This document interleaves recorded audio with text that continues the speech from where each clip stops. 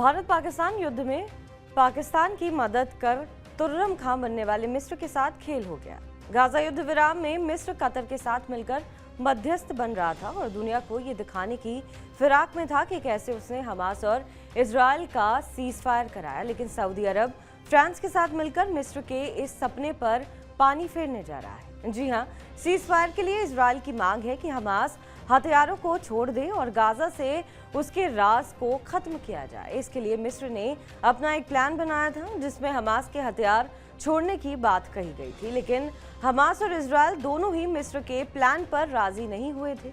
एक रिपोर्ट में खुलासा हुआ है कि सऊदी फ्रांस मिलकर इसी तरह के एक नए समझौते पर काम कर रहे हैं और इसमें मिस्र और कतर का नाम भी नहीं है। ब्लूमबर्ग मीडिया की रिपोर्ट के मुताबिक फ्रांस और सऊदी अरब हमास को डिसआर्म करने के प्रस्ताव पर मिलकर काम कर रहे हैं, जिसमें समूह को एक पूर्णता यानी पूरी तरह राजनीतिक संगठन के रूप में विकसित होने में मदद मिलेगी। खबर में ये भी कहा गया कि इस पहल के संबंध में सऊदी अरब हमास के संपर्क में है।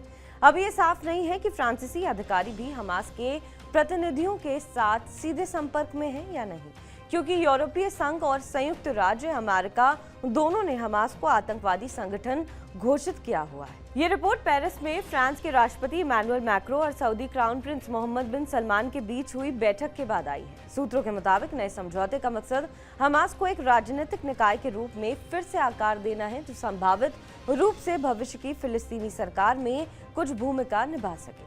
कुछ जानकारों का मानना है कि अगर हमास को कुछ हद तक राजनीतिक प्रभाव बनाए रखने की अनुमति दी जाती है तो वो अपने हथियार छोड़ने के लिए तैयार हो सकते हैं।